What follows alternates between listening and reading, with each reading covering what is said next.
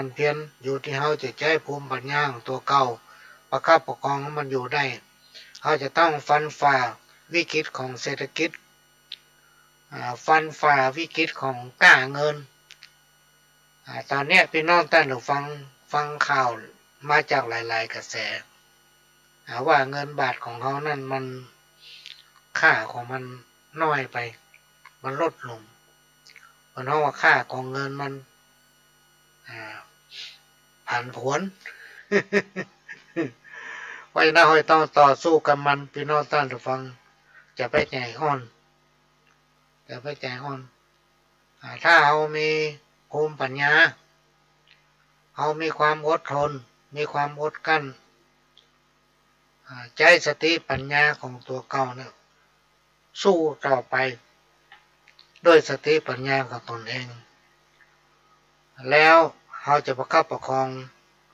บอกว่าจะเป็นชีวิตของตนเองสภาพครอบครัวของตนเองอยู่รอดปลอดภัยได้โดยเฉพาะช่วงนี้พี่น้องท่านผู้ฟังนอกจากอากาศมันจะแปรเปลี่ยนก็มีข่าวว่าไวรัสโควิดมาละแต่วานี้ได้ประสานกับบรรดาญาติธรรมเพื่อนฝูงที่อยู่กรุงเทพว่าตอนนี้อากาศดังจังใหม่กลางวันเนี่ยถ้าแดดมันออกแล้วมันร้อนนะและช่วงเย็นเนี่ยจะมีพายุมีฝนตกเป็นบางที่แต่ช่วงกลางคืนเนี่ยหลังจากเที่ยงคืนไปนะอากาศก็จะความร้อนจะลดลงรู้สึกว่าอากาศมันเย็นขนาดเราอยู่ในห้องกระจกเนี่ยแต่ต้องจะเป็นต้องห่มผ้า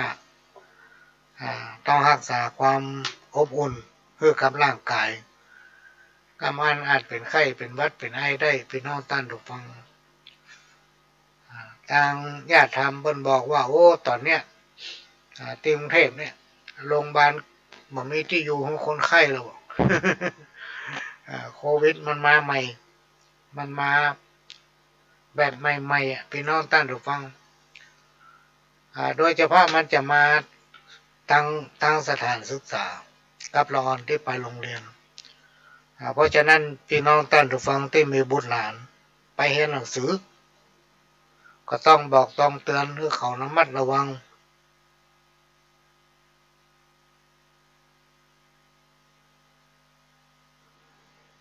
ใส่แมสปิดหูดังปิดจมูกโควิดรอบเนี้ยมันมาแบบแปรสภาพมาพี่น้องท่านผู้ฟังมันมาตามอากาศเพราะฉะนั้นก็ต้องระมัดระวังแม้ว่ามันจะบาร้ายแรงนะแต่ถ้ามันเข้าถึงภายแล้วมันจะเข้าถึงปอดถึงตับก็ต้องระมัดระวังเพิ่มความระวังน้ำมาเมินมันก็จะหายไปละมันจะหายไปมันเป็นโรคมันลงเป็นเตื้อพี่น้องท่านผู้ฟังโดยเฉพาะเขาเป็นเจ้าพุทธเขามีพุทธศาสนามีพระแก้วเจ้าทั้งสามประการมีพระพุทธพระธรรมพระสงฆ์เป็นที่พึ่งนะทางด้านจิตใจคนเหนือล้านนาเขานั้นมีพระรัตนตรัยมีพระแก้วถึงสามดวงเนี่ยมาเป็นเครื่องกำจุน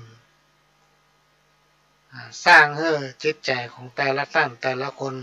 มีความเข้มแข็งนะอยู่ดีมีสุขสิ่งที่เราสบายอกสบายใจเนี่ยพี่น้องท่านผู้ฟังมันจะทำให้รอดพ้นจากวิกฤตที่เป็นว่าโอ้ตอนนี้โรคแรกก็มาเพราะว่าเศรษฐกิจก็ไม่ดีนี่เนาะเป็นภัยทางธรรมชาติและภัยจากมนุษย์ของเราเองเนี่ยเขาจะสามารถที่จะผ่านพ้นวิกฤตนี้ไปได้ก็ช่วยกันพี่น้องท่านผู้ฟังรักษาสุขภาพของตนเองกินข้าวให้เป็นเวลานอนหลับให้เป็นเวลาตื่นเช้ามาก็ออกกำลังเนี่ยก่อนอย่างน้อยๆนะพี่น้องท่านผู้ฟังก็สัก10 นาที20 นาทีออกกำลังเสร็จแล้วก็ดื่มน้ำนักเห็นหน่อย ออกกำลังนี่ทำให้เหงื่อมันออกเขาอย่างเงี้ยจะได้ก็ได้ทำให้เหงื่อเขาออกเสร็จแล้วก็พักผ่อนเพื่อหายเนินแล้วดื่มน้ำสัก1 แก้ว1 แก้วเต็มเลยบางคนนี่ดื่มน้ำเป็นลิตรเลยบอก กัดสายเนาะดื่มได้ยังเนี่ยสุขภาพมันก็จะแข็งแรงสมบูรณ์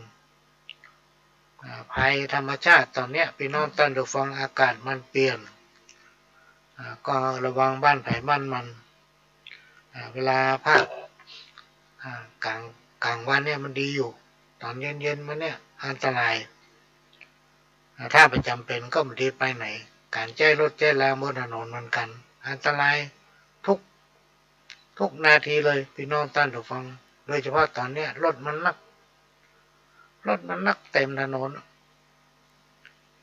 ตลอดทุกเวลาพี่น้องท่านผู้ฟังอันนี้ก็เป็นเรื่องที่เป็นห่วงและก็นำมาฝากอย่างไรก็ตามในบ้านเฮาเมืองเฮาเนี่ยพี่น้องท่านผู้ฟังเขามีพระสยามเทวาธิราชมีสิ่งศักดิ์สิทธิ์โดยเฉพาะทางเหนือล้านนาเฮามีปารมีแห่งครูบาเจ้าศรีวิชัยนักบุญแห่งล้านนาและก็มีสิ่งศักดิ์สิทธิ์ที่รักษายังพระบรมธาตุเจ้าดอยสุเทพสิ่งศักดิ์สิทธิ์ที่รักษายังเมืองเชียงใหม่สิ่งศักดิ์สิทธิ์ที่รักษายังพระรัตนตรัยเนี่ยจะต้องปกครองคุ้มครองรักษาหมู่เฮาผู้รอดพ้นจากวิกฤตบ่ว่าจะเป็นโรคร้ายบ่ว่าจะภัยจากมนุษย์ภัยจากธรรมชาติไปได้เพื่อมีอายุมั่นยืนยาวกันคู่คนเนอะเป็นน้องท่านผู้ฟังก็ต้องขอกราบขอบพระคุณสถานีวิทยุทำร้ายสถานีที่นำเอาเสียงนี้เผยแพร่สู่พี่น้องท่านผู้ฟังแถมทางนึงถึงบ้านถึงจองก็ต้องขอกราบขอบพระคุณเป็นอย่างสูงก่อนที่จะนำเอาสาระสัพพะมาเล่าอู้สู่กันฟังพี่น้องท่านผู้ฟังอันนี้ก็ละลืมไปได้การทำบุญเนาะเปิ้นมาขอก็ไม่หลายคนโทรมาว่าที่วัดเฮาเปิ้นยังบ่ประกาศให้หรอกก็มีไผมาบอกพี่น้องท่านผู้ฟังบางกิจกรรมนี่หนังสืออันมหันต์มีก็คนเอามาเล่าให้ฟังแล้วก็มีคนเอาไปเล่าต่อบ่มันถึงสนใจมหันต์ก็แล้วถึงมาใกล้ก็เฮาบ่ฮู้ไปได้จังได๋ อันนี้ก็ขอเชิญร่วมทำบุญเป็นเจ้าภาพทำบุญทอดพระป่าสามัคคีในงานทำบุญประเพณีสงน้ำพระธาตุ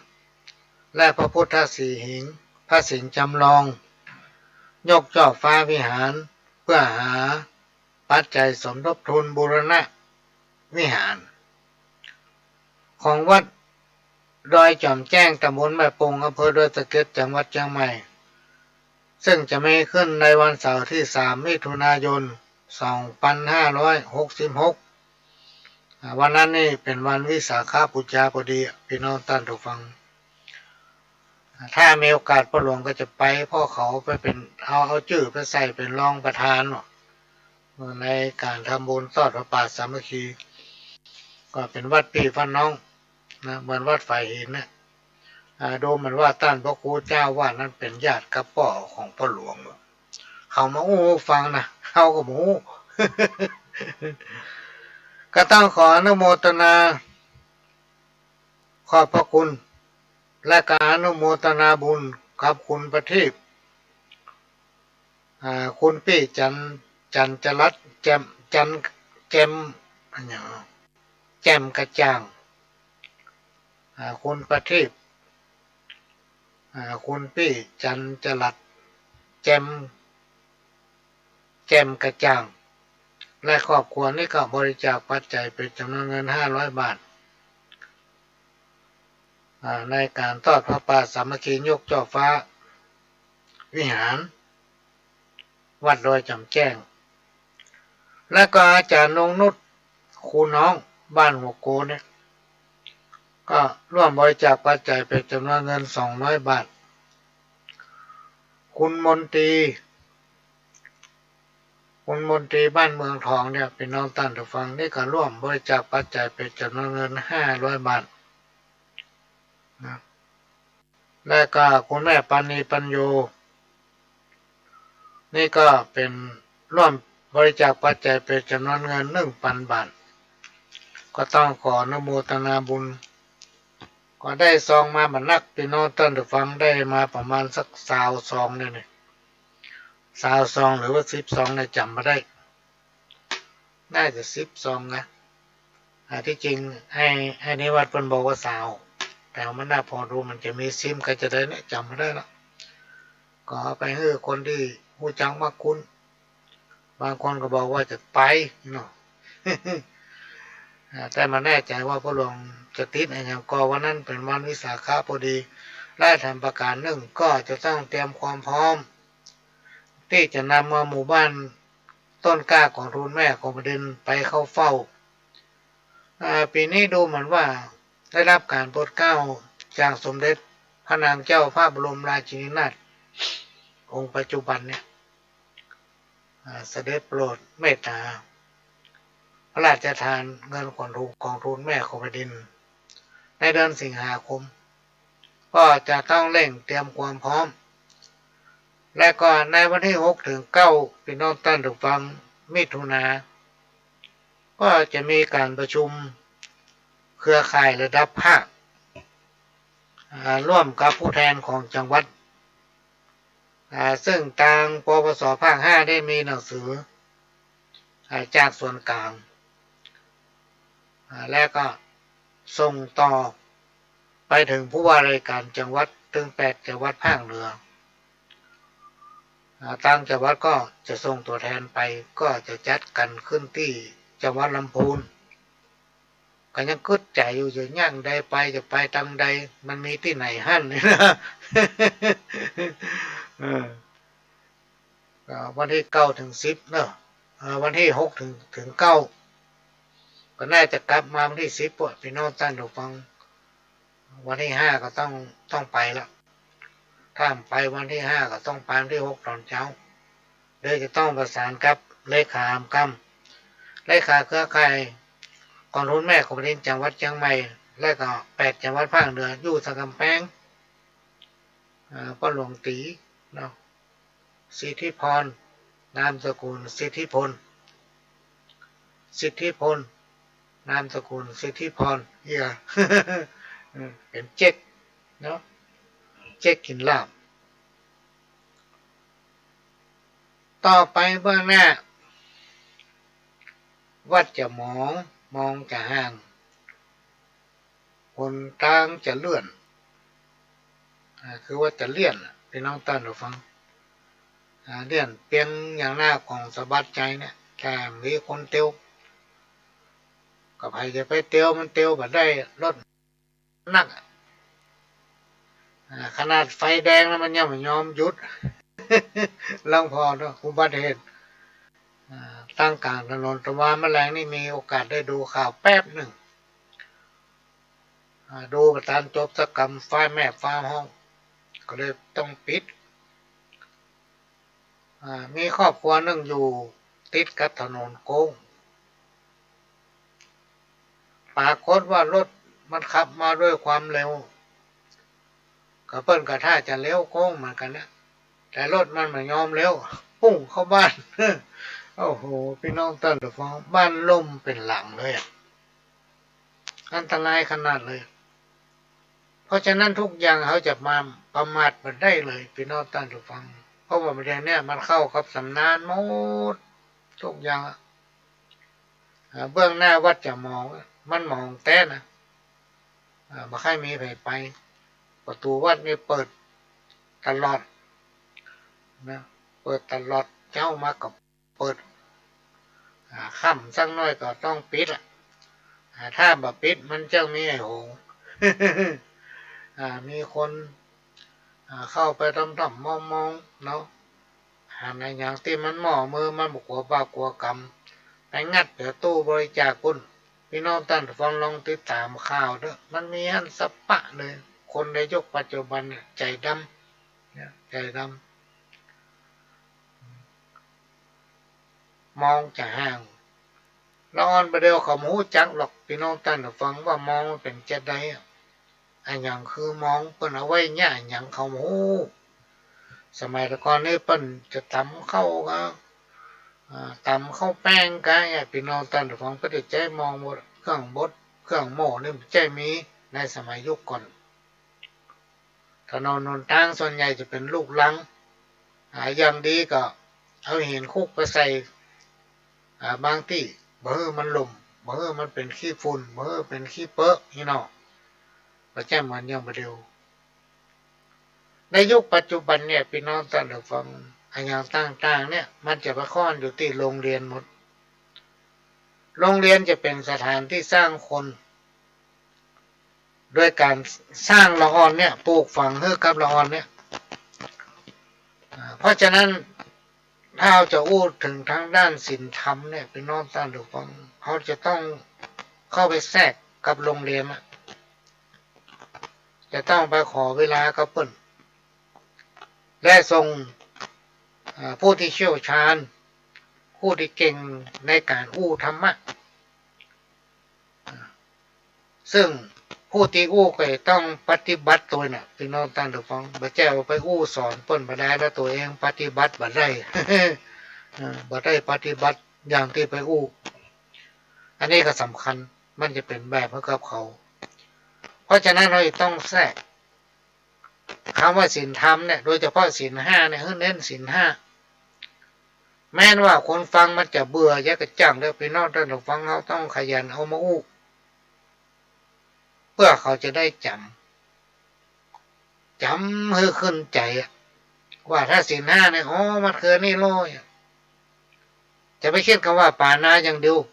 ก็มาฆ่าสัตว์มาอย่ามากินเมื่อของเลี้ยงโลกไปคิดกันอย่างนั้นเพิ่นมีคำอธิบายหลากหลายประการนะถ้าคนไหนถือยึดปฏิบัติเนี่ยพี่น้องท่านผู้ฟังจิตใจจะงามนะจิตใจจะงามบอกว่าจะไปที่ไหนมาที่ไหนก็มีคนชอบคนฮักเพราะในจิตใจเขานั้นมีศีลมีธรรมฝังแน่นเกาะอยู่ในสันดานของตนเองเขาจะแย่อย่างไรพี่น้องท่านผู้ฟังเขาจะต้องมีการรณรงค์ถ้าเอารณรงค์เข้าวัดมันได้ผลน้อยกับไปรณรงค์โรงเรียนโดยจักจุนเอาละอ่อนโรงเรียนเข้าอบรมเข้าค่ายคุณธรรมอบรมศีลธรรมอาทิตย์หนึ่งอาจจะมีสักเกินวันพี่น้องท่านผู้ฟังเอาวิชาศีลธรรมเข้าไปแทรกให้ละอ่อนปกติแล้วละอ่อนจะมานั่งฟังธรรมอย่างคนเฮาเนี่ยมันเป็นไปไม่ได้พี่น้องท่านผู้ฟังแม้แต่เฮาบางผู้บางท่านมีภารกิจใส่บาตรละปิกมันมีเวลาที่อยู่ฮับศีลฮับปอนพ่อจะต้องไปทำภารกิจไปประกอบสัมมาอาชีพซึ่งมันหยุดมาได้ในยุคปัจจุบันเนี่ยในยุคปัจจุบันเนี่ยพี่น้องท่านผู้ฟังมันจะต้องทำงานแข่งกับเวลาแล้วเวลาเนี่ยมันก็มาคอยท่าบัรอไผนะปีเดือนวันเนี่ยมันบวยกันเดียวก็ค่ำกันเดียวก็แจ้งกันเดียวก็ค่ำเดียวก็แจ้งอันนี้ก็น่าหันใจเพราะฉะนั้นเอาอย่างเงี้ยอย่าใดเพื่อศีลธรรมเข้าสู่จิตใจของคนก็ต้องเอาเข้าสู่ละอ่อนก่อนในวัยเฮียนนะเมื่อศีลธรรมเขาอยู่ในใจเขาแล้วจิตใจเขาจะงามปัญหาทางด้านสังคมก็จะลดลงนะจะลดลงแล้วในที่สุดมันจะเข้าสู่ตำนานที่เป็นกล่าวไว้ในตำนานกล่าวไว้ว่าโรงเรียนจะดีนะโรงเรียนจะดีสมัยก่อนเนี่ยพี่น้องท่านผู้ฟังถ้าวันศีลวันธรรมหรือวันดาเนี่ยวันโกนเนี่ยวันโกนวันพระเนี่ยเวลาตอนหัวค่ำหรือว่าตอนเช้าเนี่ยใกล้แจ้งเขาจะได้ยินเสียงกลองแล้วตึงนงตึงสงเขาจะได้ยินเสียงกลองปูจาตกตึ ตึงนงตกตึงนงตุ่มตุ่มมุงนี่นะฟังละมุ่นหรอกพี่น้องท่านถ้าฟังแสดงว่าโอ้วันนี้วันพระหรือมาอ่านถ้าได้ยินมาค่ำกำพูกวันพระโอ้เจ้าวันพระเนี่ยสมัยก่อนนะพี่น้องท่านถ้าฟังแต่ในยุคปัจจุบันเนี่ยบางวัดมีระฆังตีไปได้เนี่ยกำลังตีเดือดร้อนละ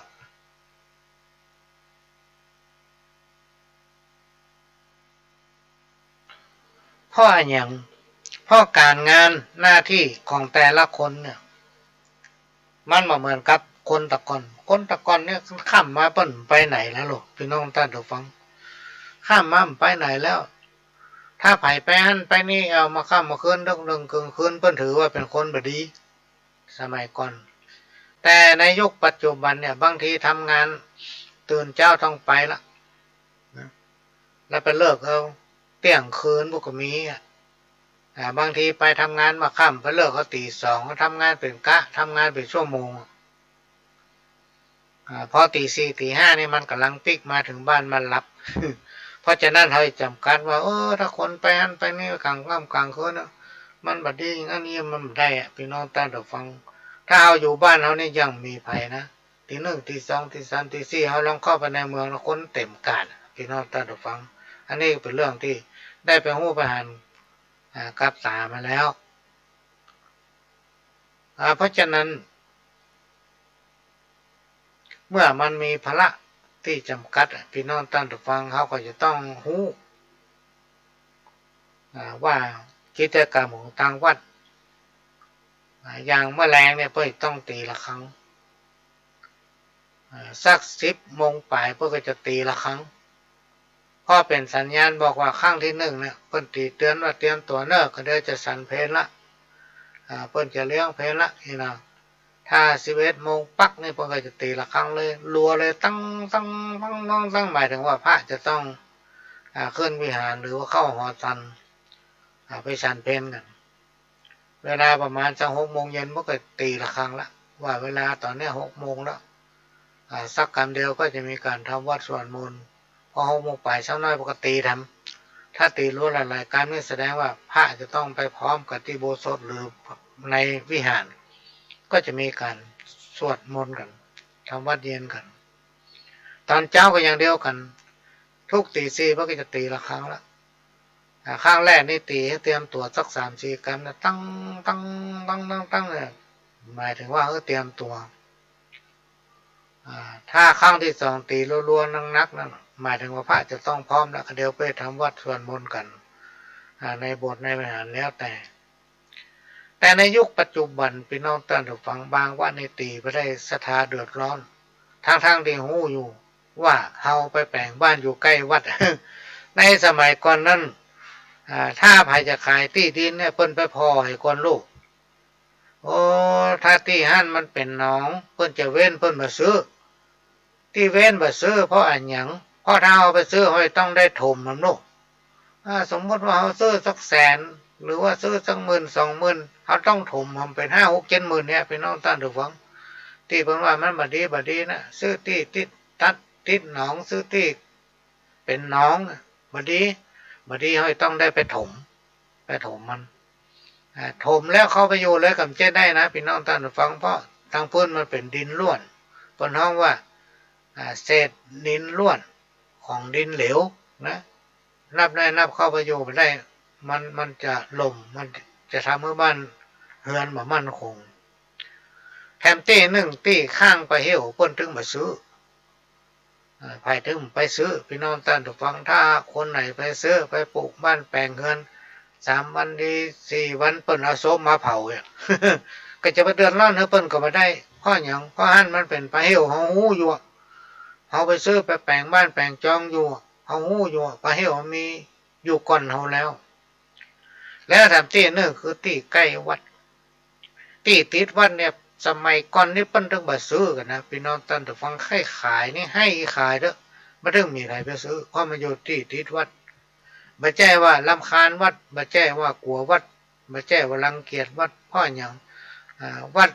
หลายๆวัดเนี่ยพี่น้องท่านผู้ฟังมันจะมีกิจกรรมอย่างที่กล่าวมาแล้ว เป็นต้นว่าวันศีลวันธรรมกิจกรรมวัดประเพณีที่ตั้งวัดเป็นมีอยู่ประเพณีส่งน้ำพระธาตุของประเพณีต้านก๋วยสลากของประเพณีต้านต้นเงินประเพณีต้านกฐินประเพณีตอดผ้าป่ามันมีอันสัปปะประเพณีวันสำคัญในทางพุทธศาสนาพี่น้องท่านฟังแล้วในยุคปัจจุบันกับสมัยตะก่อนมันใช่เหมือนกันสมัยตะก่อนเนี่ยพี่น้องท่านฟังเฮามีลำโพงสักหัวสองหัวเนี่ยเฮาไว้หน้าบ้านเฮานี่เนาะปกเสาขึ้นไปให้มันสูงออกไปไม่สักน้อยไม่ต้องสูงล่ำเหลือละเวลาเฮาประกาศได้ยินไปที่ไหนที่เบาอย่างพี่น้องท่านฟังโอ้ประเดี๋ยวแอปมาเจอได้ยินไปไกลเพราะอย่างก็ภาวะอากาศพี่น้องท่านฟังสภาพของอากาศมันบ่เอื้ออำนวยแต่ก่อนนี้ประกาศดังวัดเหนือดังแถววัดใต้มันเนี่ยโอ้ประเดี๋ยวประกาศยังได้ก็ได้มันไม่ได้ยินเรือเสียงตามสายของลำโพงติดหน้าบ้านนะเปิ้นอู้อย่างกูหูเรื่องเนี่ยก็บอกว่าแจกผ้าห่มเนอะเต็มมันนะประกาศอะไรนี่ว่าหูเรื่องอันนี้ก็มาเล่าอู้สู่กันฟังบรรยายเนอะพี่น้องท่านเดี๋ยวฟังในยุคปัจจุบันเนี่ยสังคมมันเปลี่ยนไปนักมาเหมือนแต่ก่อนคนบะหมี่จักได้กินข้าวคนบะหมี่จักได้กินข้าวอย่างไรก็มันจะมีคนมาช่วยนะพี่น้องท่านฟังถ้าไปทุกข์ไปยากเนี่ยในยุคปัจจุบันเนี่ยคนที่มีความเสียสละคนที่มีใจบุญหน่วยงานราชการหลายๆหน่วยเนี่ยพี่น้องท่านฟังเพิ่นเล็งเห็นความสำคัญค่าของคนโดยการให้ความอนุเคราะห์ช่วยเหลือบอกว่าผู้ป่วยติดเตียงผู้สูงอายุผู้พิการนี่นะผู้สูงอายุที่บ่ใครเป็นยากการทำงานในกระบวนบ่ใครได้ละนี่นะเท่าไปเนี่ยต้องรักษาสุขภาพคนกลุ่มเนี้ยก็จะเป็นจุดที่ทางหน่วยงานราชการทางผู้ใจบุญทั้งหลายรวมใจกันไปให้การอนุเคราะห์คนหนึ่งห้องว่าคนบ่มีจะได้กินข้าวจะได้กินดีคนเฒ่าจะใส่เขี้ยวขาว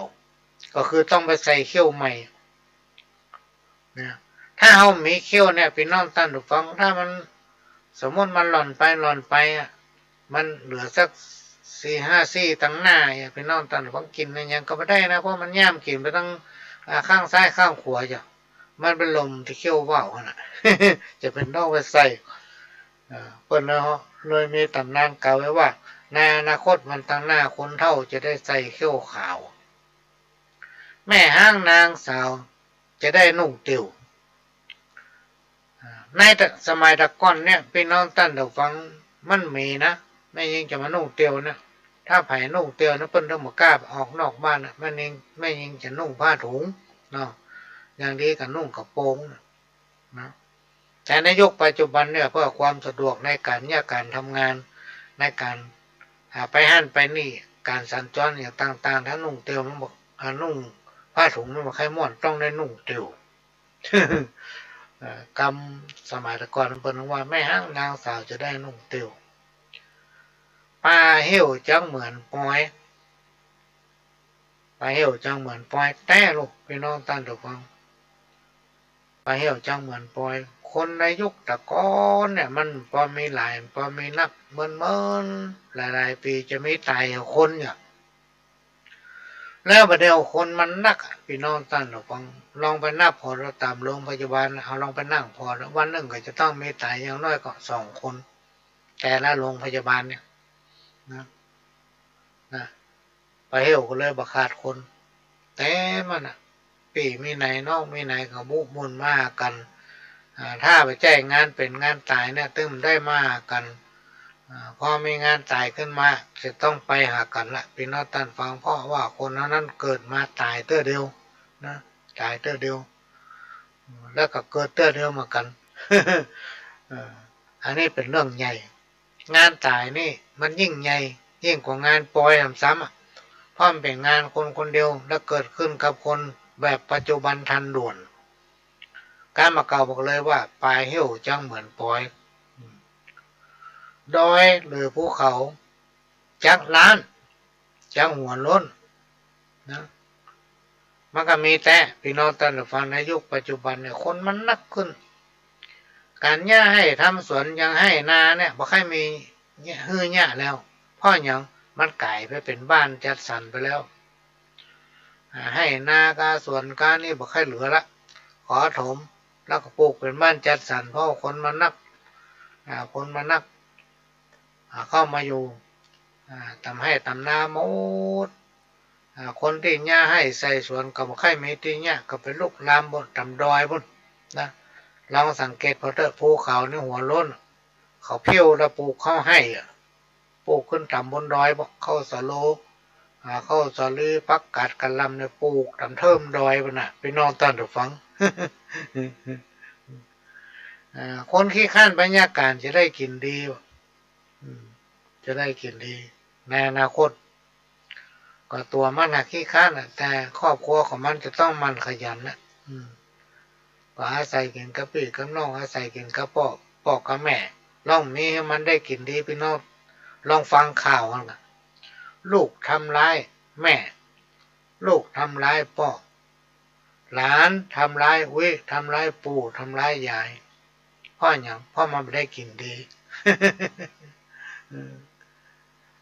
คนบ่ค่อยนอนเสื่อนอนสัตว์เนี่ยปัจจุบันกับแต่ก่อนเนี่ยมันต่างกันขนาดเลยพี่น้องท่านผู้ฟังคนแต่ก่อนเนี่ยถ้าว่ามีศาสตร์กัลลานี่นะศาสตร์กัลลาหรือศาสตร์ไม้อ้อเนี่ยที่เป็นเอามาสารเป็นศาสตร์นอนม่วนนอนแล้วก็เย็นนะแต่ประเดี๋ยวนี้มันนอนศาสตร์มาได้แล้วพี่น้องท่านผู้ฟังมันฮ้อนเจ็บหลังตัวเจ็บเอวตัวสภาพร่างกายของคนเฮาเนี่ยมันจะพลิกแพลกไปจากสมัยก่อนตูบกาดจักเต็มบ้านเต็มเมืองอันนี้ก็มีละพี่น้องท่านฟังตูบกาดจะเต็มบ้านเต็มเมืองนี่มีแล้วมีทุกอย่างละตอนนี้นะเต็มถนนละแมลงก็ลงไปละเตียวไปตามถนนซอกซอยมันจะมีก็ตูบกาดหน้าบ้านเพิ่นจะแปลงเป็นตูบกาดขายนั่นขายนี่เนาะการก้อมการแรงก็มีนักตูบกาดตามถนนหนทางก็มีหลายนะเต็มบ้านเต็มเมืองสมกับกรรมโบราณที่เป็นว่าน้ำเหมืองจักเหือดแห้งเมื่อปกี้วันมาเนี่ยพี่น้องท่านผู้ฟังได้มีโอกาสพบปะกับท่านผู้หูเมื่อวันที่น่าจะเป็นวันที่25ที่ผ่านมาเนี่ย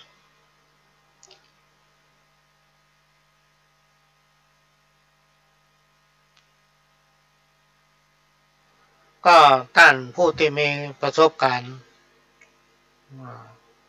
มีความรู้เปิ้นไปภาคใต้กลับมาเปิ้นบอกว่ามี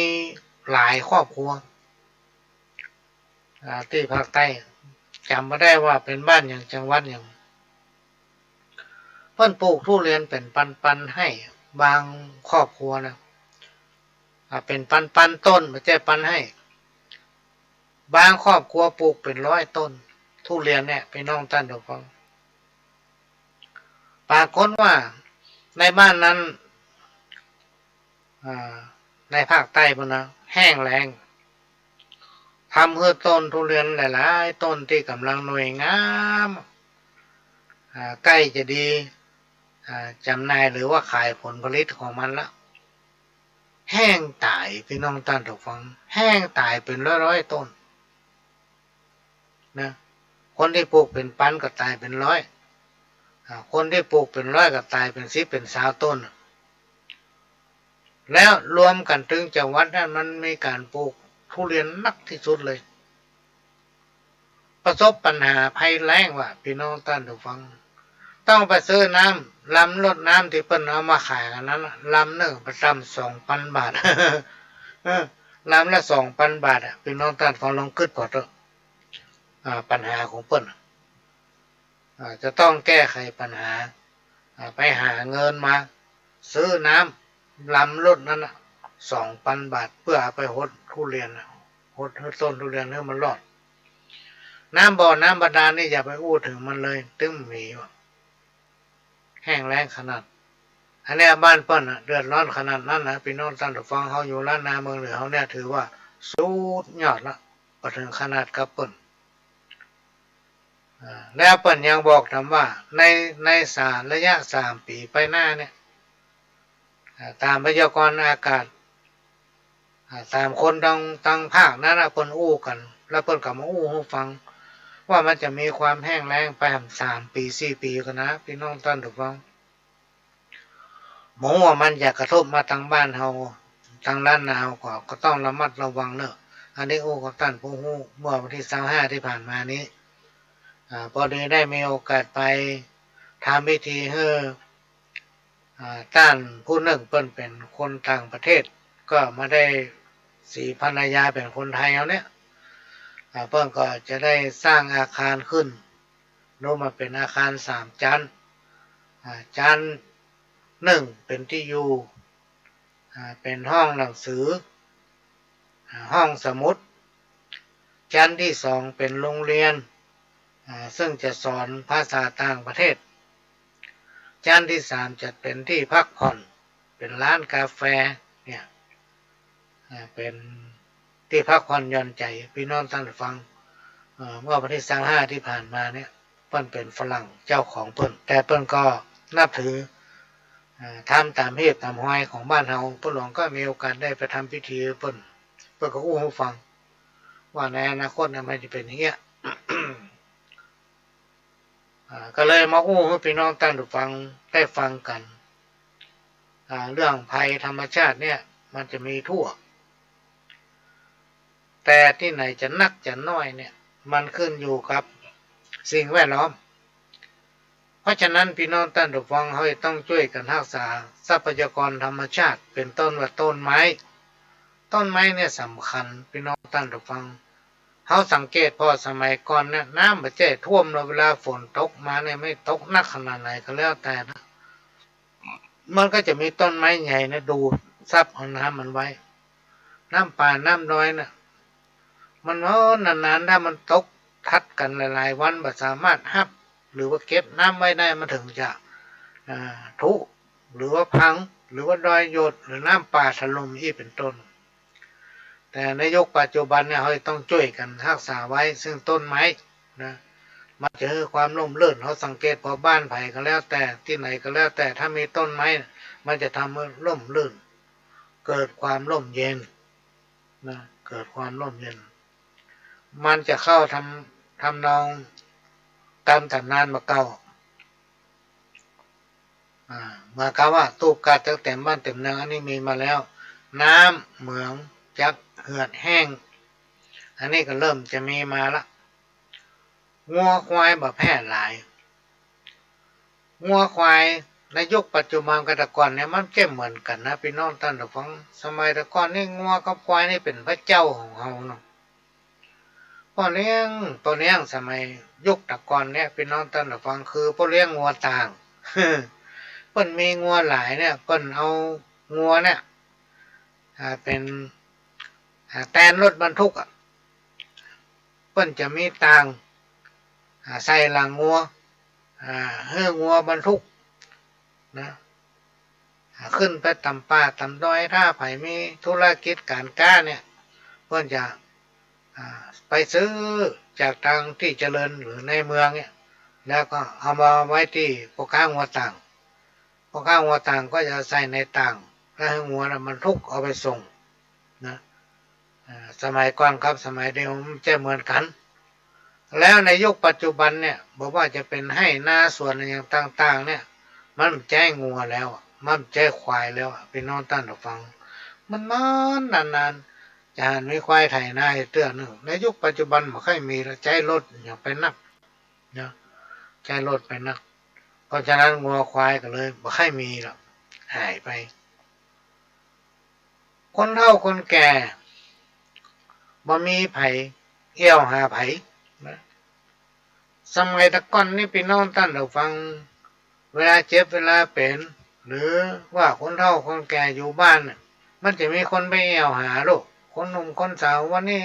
ว่างไม่ได้ไปไหนไปเอาหาแม่อุ้ยนั่นไปเอาหาปู่ไอ้นี่เพิ่นจะนั่งอู้กันเรื่องศีลเรื่องธรรมลูกพี่น้องท่านผู้ฟังสมัยเมื่อพระหลวงเป็นละอ่อนมักจะไปแอวหาแม่อุ้ยสามเมืองเนาะอุ้ยสามเมืองไปแอวหาเพิ่นกันเฮาเจียเข้าไงแล้วไปละเพิ่นจะโอ้เรื่องศีลเรื่องธรรมโอ้เรื่องนิยายให้ฟังนะพี่น้องท่านผู้ฟังมันน่าฟังน่าฟังแล้วเขาได้ความรู้หน่อยได้ประสบการณ์จากการอู้กับเปิ้นดีไปดีได้เพียงคาถาพุ่นได้คาถาไปหาคนเฒ่าคนแก่และในยุคปัจจุบันเนี่ยพี่น้องท่านผู้ฟังไปเอาหากันมาได้ละเนื่องจากว่าเวลามันจำกัดเหมือนกับพ่อหลวงเนี่ยโอ้ครับตัวเก่านี่ก่อนเนาะเอาไม่ต้องไปเทียบกับคนเปิ้นคนอื่นไม่ใช่อู้เรื่องตัวเก่าบางทีถ้าไผไม่เอาเฮาเนี่ยโอกาสเวลาที่เฮาจะมานั่งอู้กับเปิ้นมันบ่ค่อยมีพี่น้องท่านผู้ฟังมีแท้ๆเลยเพราะหนึ่งเขาต้องนั่งเขียนหนังสืออันที่สองบางทีเขากำลังพิมพ์หนังสือพูดเกิงพูดกลางเนี่ยถ้าเขาไปนั่งอู้มันเสียเวลาไปหั่นทันทีให้ทำแล้วเมื่อคืนได้พักไม่ได้พักต้องไปพิมพ์เมื่อคืนเลยบางทีเขานั่งเขียนหนังสือนั่งสรุปนั่นสรุปนี่เขาจะแยกการอยู่ตลอดเวลาบอกว่าภาคกลางวันและภาคกลางคืนนอกจากว่าเขาแค่ล้าไปเขานอนรับเหตุกรรมโอกาสที่ไม่เอาหากันเนี่ยสมัยก่อนนั้นบอกให้มีแล้วถ้ามีภัยก็มาไข่ไปหากันละเพราะมันเสียเวลาทำมือเปิ่นเสียเวลาเป็นการไปรบกวนพ่องไปรบกวนต้นนะนี่เป็นต้นอันนี้ก็ตามกรรมเก่าหมดพี่น้องท่านผู้ฟังปูปลาจังหนีจางแม่น้ำไปอยู่ในอ่าง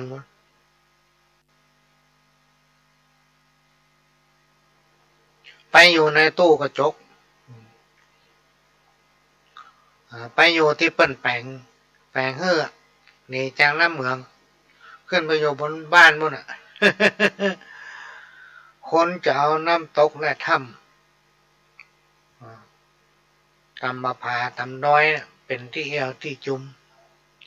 ไปหาความร่มเย็นพี่น้องท่านผู้ฟังเพราะว่าอยู่บ้านมันม่วนมันฮ้อนบางทีเราอยู่บ้านเนี่ยพี่น้องท่านผู้ฟังเราต้องเปิดแอร์นะหรือถ้าไผบ่มีแอร์โอ้เนี่ยการเนี่ยพุ่นเนี่ยเพ่ก็ได้ไปอาบน้ำละได้ไปรอน้ำถ้ามันฮ้อนต้องไปเอาน้ำมาจุบเนื้อจวบตัวอยู่บ้านเปลืองน้ำแล้วก็เปลืองไฟนะถ้าเอาเปิดแอร์เปลืองไฟนะก็ต้องไปหาที่แอวตำถ้ำตำน้ำตกตำดอยพี่น้องท่านฟังความร่มรื่นไปหาความร่มเย็นทางปุ้นถ้าเปิ้นพอมีสตางค์น้อยอยู่ตำใกล้เมืองก็ไปเอี่ยวตำห้างนี่เตี้ยวอยู่ห้างนั่นเด้อพอนั่นพออันนี้พอในห้างมันถึงเย็นลูกอันนี้ก็เรื่องของคนสมัยก่อนพี่น้องท่านฟังเปิ้นแต่งแต้มเขียนไว้คนจักจุมนุมกันเป็นกลุ่มเป็นก้อนบ้านเมืองจักเดือดร้อนอันนี้ก็มีมาแล้วพี่น้องท่านฟังเนื่องว่าในยุคปัจจุบันเนี่ยการศึกษามันก้าวไก่คนเฮามันหู้ตันกันหม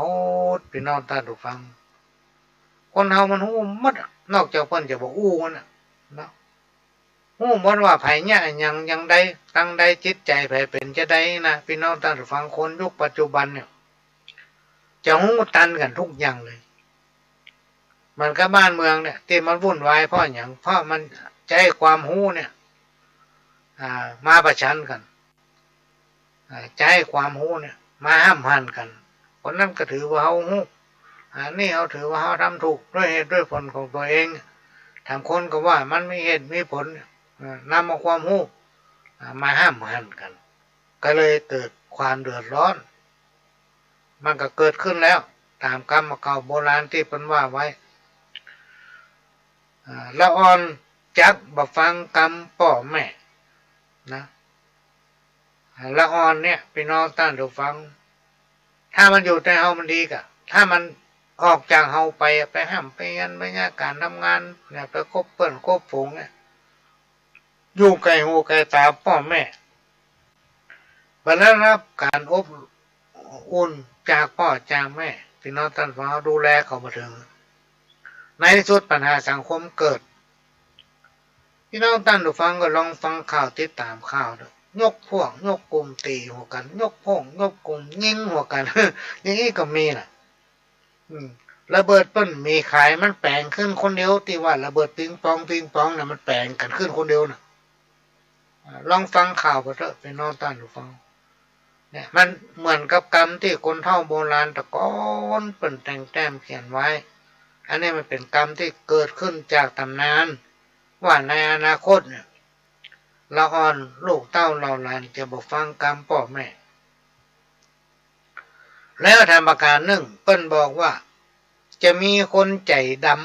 ำหรือว่าคนใจดำจะมีทั่วจะมีทั่วบ้านทั่วเมืองมันก็มีแต่นะพี่น้องท่านผู้ฟังในยุคปัจจุบันเนี่ยมันอยู่ฆ่ากันไปเหมือนกับพระดำรัสของพระบาทสมเด็จร.9พี่น้องท่านผู้ฟังที่เปิดดำรัสไว้ว่าในสังคมชุมชนจะต้องมีทั้งคนดีและคนไม่ดีอยู่ฆ่ากันไปเพิ่นว่าทุกสังคมชุมชนนะพี่น้องท่านผู้ฟังมันจะมีคนดีหมดถึงสังคมชุมชนนั้นมันเป็นไปไม่ได้ไม่ต้องมีคนบ่ดีอยู่ฆ่ากันไปถึงคนดีพี่น้องท่านผู้ฟังเพราะน่าต้องมาจั่งกันล่ะกันนั้นแล้วเราจะแยกอย่างใดมันป้นจากกรรมนี้เราจะต้องช่วยกันละพี่น้องท่านผู้ฟังรณรงค์อย่างที่ว่าตะกี้นะโดยนำเอาวิธีพูดวิธีทำเนี่ยเข้าสู่จิตใจของคนเขาจะมีวิธีใดให้มันเข้าสู่จิตใจของคนนะพี่น้องท่านผู้ฟังวิธีพูดวิธีทำเนี่ยมันจะกำจัดคนใจดำนะคนใจดำที่มันมีทั่วบ้านทั่วเมืองเนี่ยมันจะลดหย่อนไปทิฏฐิกับสันดานเนี่ยมันมีในตัวของคนเฮาทุกคนทุกระดับเลยพี่น้องท่านผู้ฟังมันจะอยู่เลิกอยู่ตื่นอยู่ที่พื้นฐานทางด้านจิตใจถ้าเรามีการศึกษาสูงพี่น้องท่านผู้ฟังสันดานหรือค่าของความดีความไม่ดีเนี่ยมันก็จะอยู่ต่ำลงไปคนเฮาจะเป็นเหมือนผีเหมือนเพศในอนาคตมันนึกถ้าจะมีแต่เนอะพี่น้องท่านผู้ฟังมันก็เริ่มมีนะถึงวันเนี้ยคนจะเป็นเหมือนผีเป็นเหมือนเพศเนี่ยนะหลอกลวงกันไปทั่วนะหลอกลวงกันไปทั่วเหมือนกับว่าคนที่ฉลาดก็ไปหลอกลวงคนที่บ่ฉลาดที่เป็นต้น ถ้าเอาหูประตานเปิ้ลพี่น้องท่านผู้ฟังหูประตานเปิ้ลผีหรือเป็ดอย่างตั้งหลายเหล่านี้มันอาจจะเป็นเจ้ากรรมเจ้าเวรอย่างคนที่มาจุมาไล่เขาเนี่ยมาตั้งแต่อดีตจากนี้เอาเลยเสียหูมันเนี่ยนี่เป็นต้นหลายๆคนต้องเสียหูกับคนทั้งหลายเราเนี่ยที่มันออกอาละวาดผีแท้ๆเขาบอกกลัวเขากลัวคนเนาะ มีหลายคนเขาโอ้ฟังเขากลัวคนเนี่ยนักเลยผีกันว่ะ ผีหลอกกันยังพอทนแต่คนหลอกคนเนี่ยมันจำใจขนาด เข้ามันมีต่ำอันเนี้ยมีแล้วพี่น้องท่านผู้ฟังเข้ามีต่ำตะก้อนนี่เปิ้นจะเอาเข้าเปลือกเนี่ยมาต่ำกับกำมองเนาะกำมองสมมติว่าเข้ามาปั้นนั้นมันใกล้จะดีเกี่ยวอะไรนะเปิ้นจะไปลองเอาไม้สักให้กันลูกไปเกี่ยวมาสักตางสักเปียดสักบุงเนาะหรือว่าสักกระสอบง่ายๆแล้วมาต่ำลองกินข้าวไม้พอ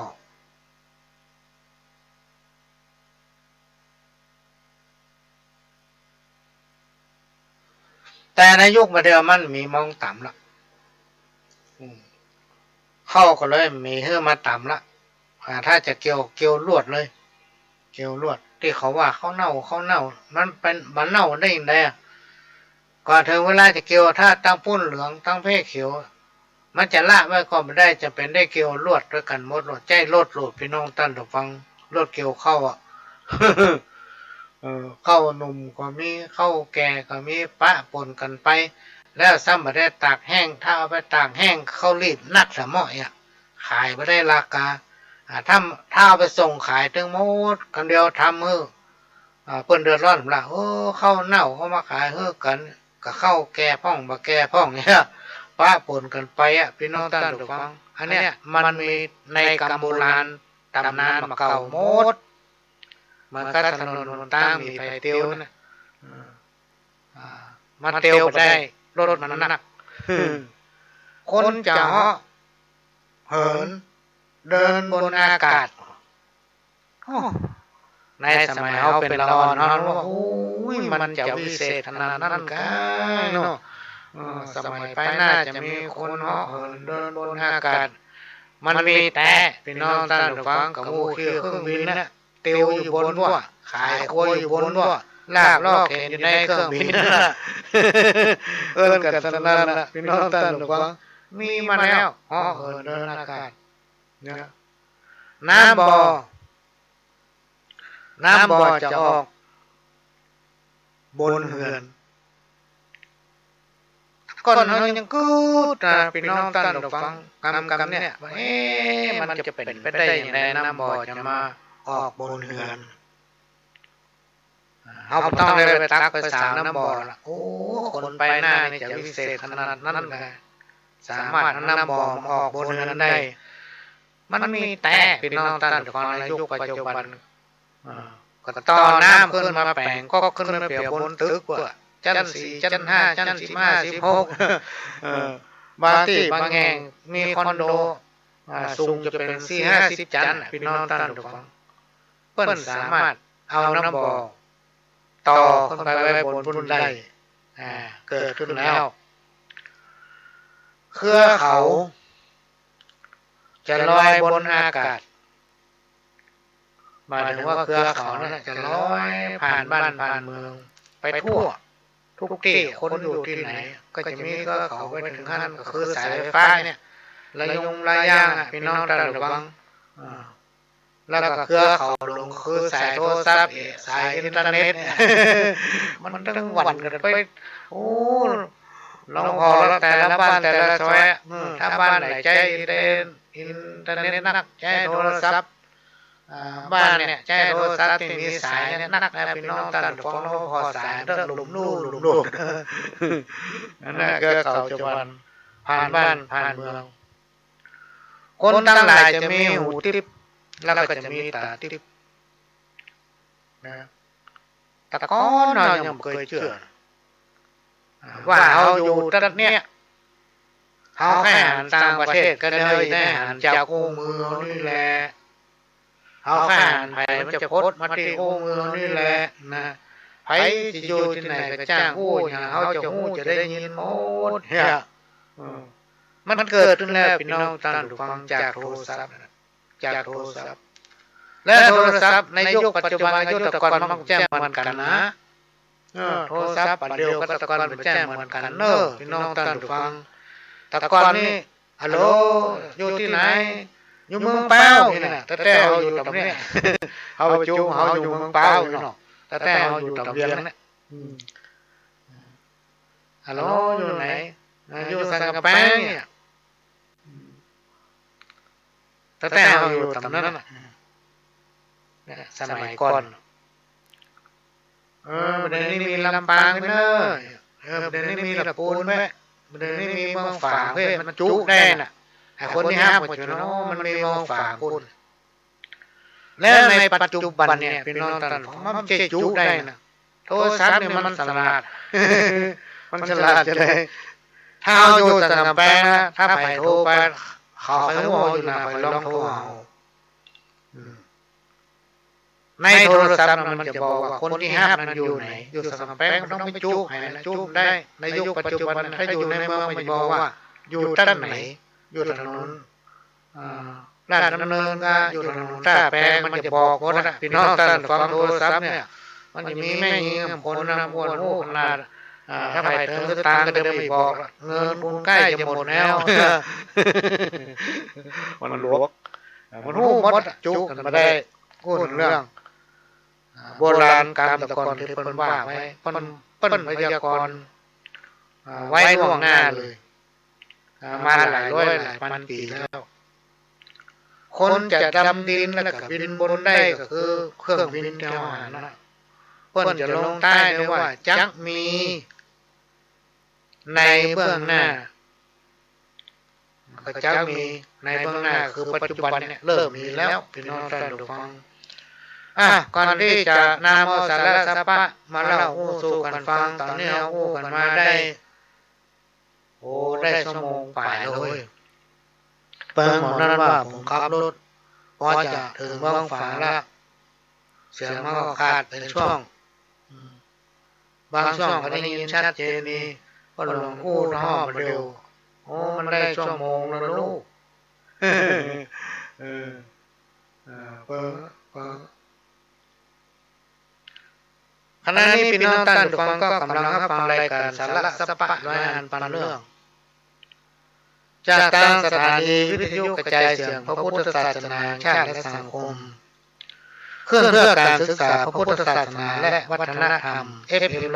104.50 เมกะเฮิรตซ์จากวัดไผ่ตั้งอยู่หลังมหาวิทยาลัยเชียงใหม่ตำบลสุเทพอำเภอเมืองจังหวัดเชียงใหม่และก็ขอกราบขอบพระคุณทางรายสถานีที่ได้นำเอาเสียงนี้เผยแผ่สู่พี่น้องท่านผู้ฟังทางสถานีหนึ่ง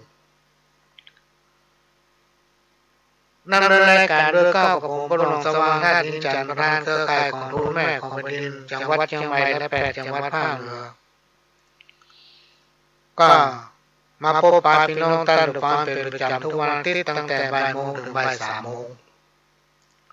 และ5โมงถึง6โมงวันเสาร์ก็4โมงถึง6โมงแรงวันพฤหัสทุกวันพฤหัสก็3 ทุ่มถึง4 ทุ่มพบปะกับทางสถานีวิทยุแห่งนี้ก็เป็นสถานีวิทยุที่พี่น้องคนฟังทุกท่านเป็นเจ้าของเนอะ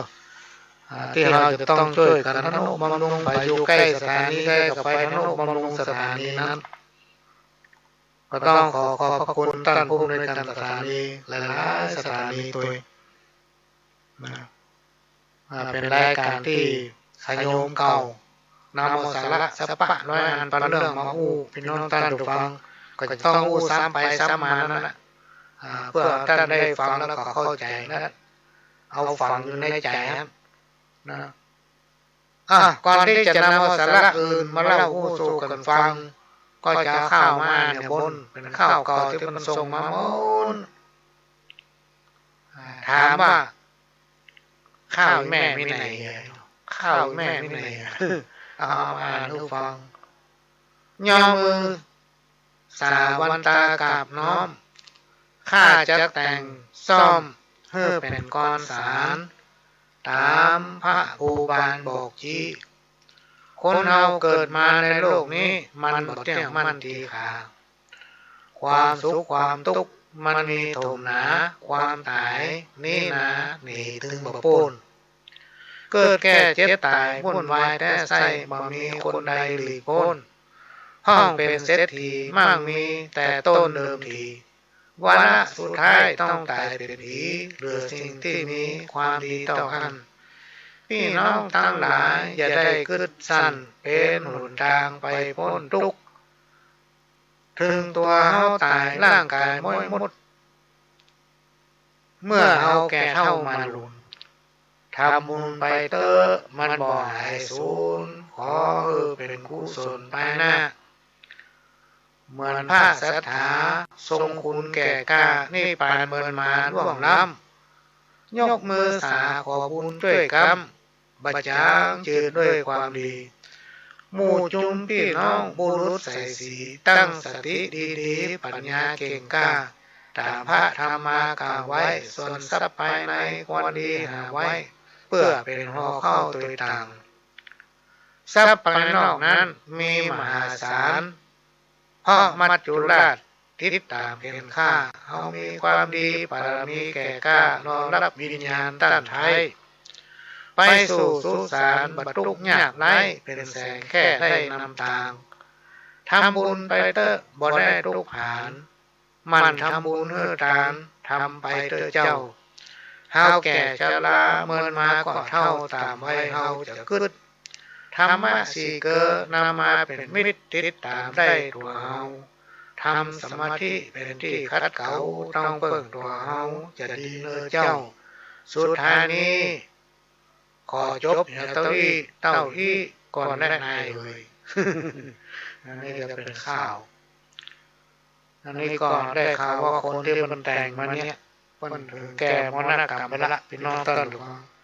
ช่วงนั้นเป็นช่วงที่โควิดระบาด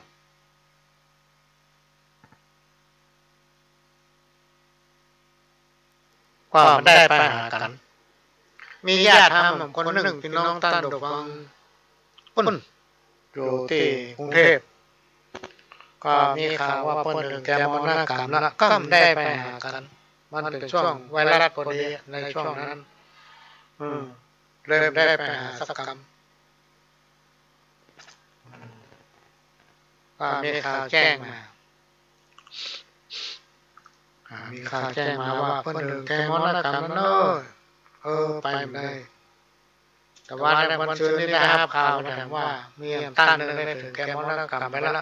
วก็ผมได้มาบอกสักคำตอนนี้ทำบุญอย่างกันไปเรียบร้อยแล้วต้องขออนุโมทนาบุญด้วย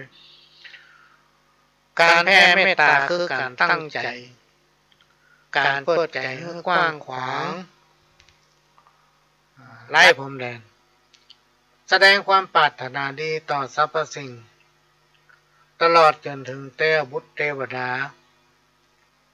อาฮักที่ฮักษาอย่างบ้านเรือนของเฮา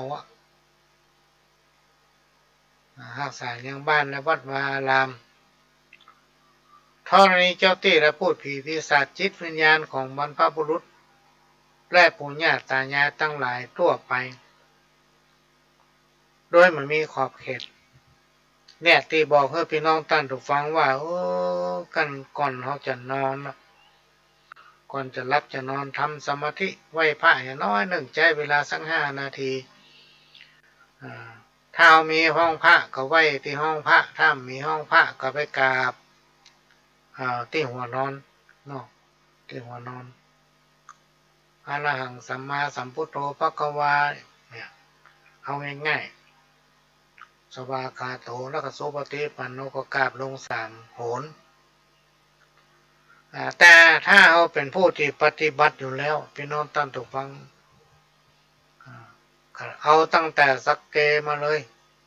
เริ่มต้นจุ่มนุมเทวดาเจิญเทพาห้าทั้งหลายมาประชุมจุ่มนุมมาเป็นสักขีพยานว่าในกาลบัดเนี่ยเขาจะได้สวดมนต์ไหว้พระแล้วก็จะแผ่เมตตาเพื่อขออุทิศผลบุญ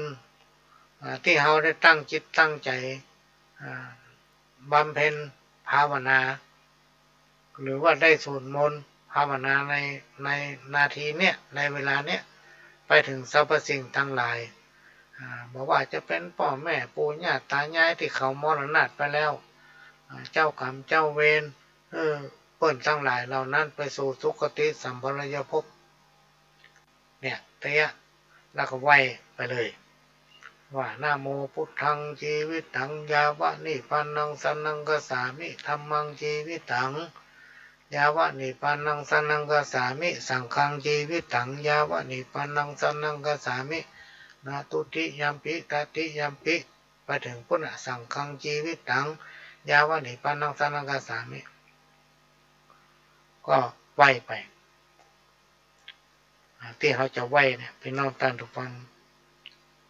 ที่เขาเรียนรู้แล้วก็นำปฏิบัติอยู่ตลอดแล้วก็ตัวน้ำก็ทิศถึงที่ว่าไปตะกี้เนี่ยเสร็จเรียบร้อยพี่น้องท่านทุกฟังก็ลงใต้ก่อนมันจบหมดทุกอย่างแล้วนะกราบลงก่อนอันนั้นไหว้พระพละกราบลงไป3 รอบแล้วก็มาว่าอิติปิโสภควาสัมมาทิฏฐิสัมไปทินั่นนะโมมเห็น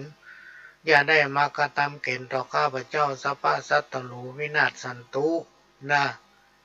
อันเนี้ยพี่น้องท่านผู้ฟังมันจะป้องกันภัยระงับภัยทุกอย่างที่มันเกิดขึ้นกับตัวเฮาเนาะถึงวันรับดีบ่ฝันให้พี่น้องท่านผู้ฟังลองปฏิบัติพอเถอะลองปฏิบัติพอเมื่อเฮามีเมตตานะเฮามีจิตเมตตาโดยบ่มีขอบเขตบ่ว่าเขาผู้นั้นจะเป็นคนมนุษย์หรือว่าสัตว์บ่ว่าเขาผู้นั้นจะอยู่ในเชื้อชาติศาสนาใดก็ตามพี่น้องท่านผู้ฟังเนื่องจากว่าในปัจจุบันเนี่ยในบ้านเฮาเมืองเฮาเนี่ยมันจะมีก็เฮาแล้วมันก็ไม่ใช่มีก็เจ้าพุทธเฮานะพี่น้องท่านผู้ฟังหน้าบนอยู่อย่างหนึ่งก็คือพระพุทธศาสนาของเขาเนี่ยมันไม่ได้ขึ้นลิขสิทธิ์ว่าใครจะเข้ามาก็ได้ใครจะออกไปก็แล้วแต่จะนำปฏิบัติมานำปฏิบัติมันอยู่ที่คนจะมีผลหรือมีผลจากการปฏิบัติก็อยู่ที่การปฏิบัติของคนพี่น้องท่านผู้ฟังนะอันใดที่สำเร็จไม่สำเร็จนะมันอยู่ที่ตัวของคนนะ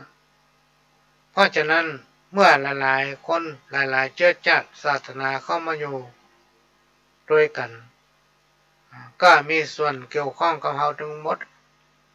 เพราะฉะนั้นการตั้งจิตอธิษฐานแผ่เมตตาเพื่อขอให้เขาทั้งหลายเหล่านั้นมีความสุขอย่าได้มีความทุกข์หรือให้เขาพ้นจากความทุกข์เมื่อผลบุญตั้งหลายเราเนี่ยไปรอดไปถึงแก่คนตั้งหลายดังที่เขาได้ตั้งจิตอธิษฐานแล้วผลบุญตั้งหลายเหล่านั้นจะปิกมาหาเราพี่น้องท่านผู้ฟังจะทำให้เราสุขกายสุขใจพ้นจากอนาคตภัยตั้งหลายทั้งมวลอุปัตตวะกังวลอันตรายอันใดที่มาเกิดกับเรามันจะหายที่ไม่ได้มาบังเกิดมันก็ถึงมามจะวายปิกไปแหละ ลองปฏิบัติก็เถอะมันมีแต่เนอะพี่น้องท่านผู้ฟังมันมีแต่ตามที่เราเคยได้ยินครูบาอาจารย์พระโอ้ฟังเรานำปฏิบัติอยู่เนี่ยเพราะฉะนั้นการดำเนินชีวิตของคนเราถึงวันนี้พี่น้องท่านผู้ฟังทุกคนต่างก็มีความปรารถนาความสุขความเจริญทุกคนมีความปรารถนาเพื่อพ้นจากวัฏวะกังวลอันตรายภัยทั้งหลายทั้งมวลเพราะสิ่งที่กล่าวมานี้มันเป็นเหตุทำให้คนเฮาเป็นทุกข์คำว่าทุกข์ยากเดือดร้อนเนี่ยพี่น้องท่านผู้ฟังภัยถึงมาต้องการมีภัยพ้องใครได้ความทุกข์มันมีสักคน คนทั้งหลายมันมีภัยต้องการด้วยเหตุนี้เพราะฉะนั้นการแผ่เมตตาจึงควรแผ่ให้แก่ตนเองและคนอื่นตลอดถึงทรัพย์ประสิ่งทั้งหลายพี่น้องศรัทธาพุทธบริษัทครูอาจารย์เพิ่นว่าควรจะตั้งอกตั้งใจแผ่ความปรารถนาดีให้แก่สรรพสิ่งที่มีชีวิตให้มีความสุขเสมอกันให้มีความสุข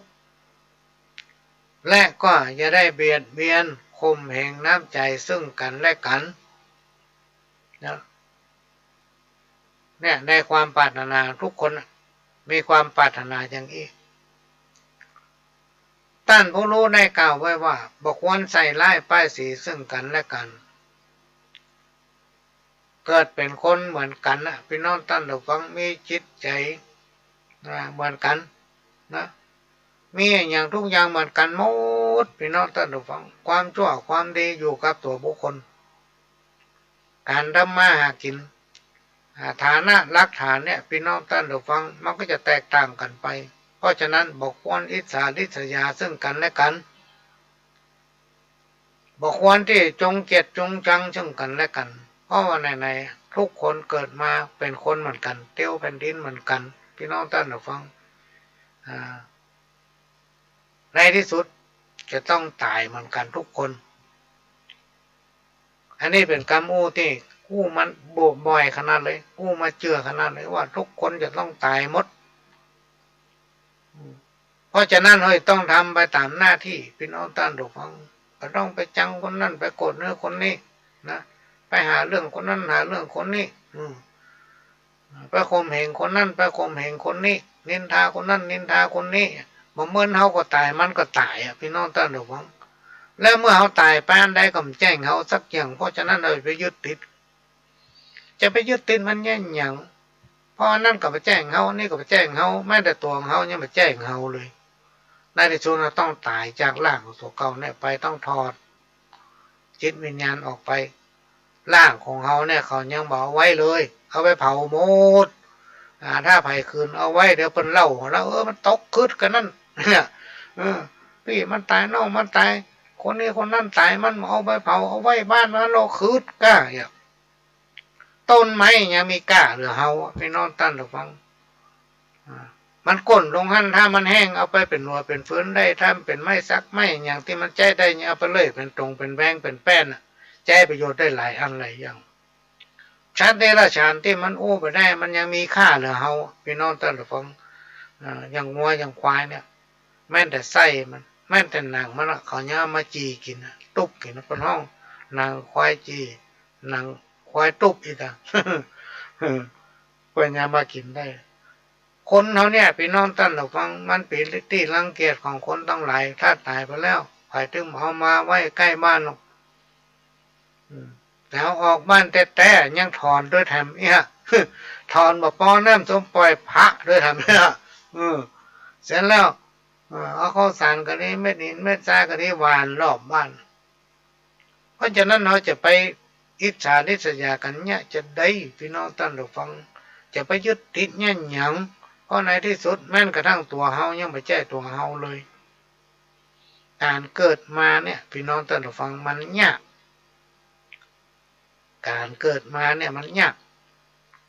ท่านจะตายเนี่ยมันกำเดียวเชือกมัดคางคอถูกเกาห้อยต้นล้นภายใน5 นาทีตายแล้วตายแล้วจะได้เกิดทำก่อจะเกิดเป็นหยังพี่น้องท่านเราฟังเพราะฉะนั้นเราต้องระลึกถึงนิจจังทุกขังอนัตตาความบัดเที่ยงแต่แน่นอนอันนั้นกับใจของกูอันนี้กับใจของกูภาษาธรรมะเพิ่นบอกว่าเฮากำลังยืน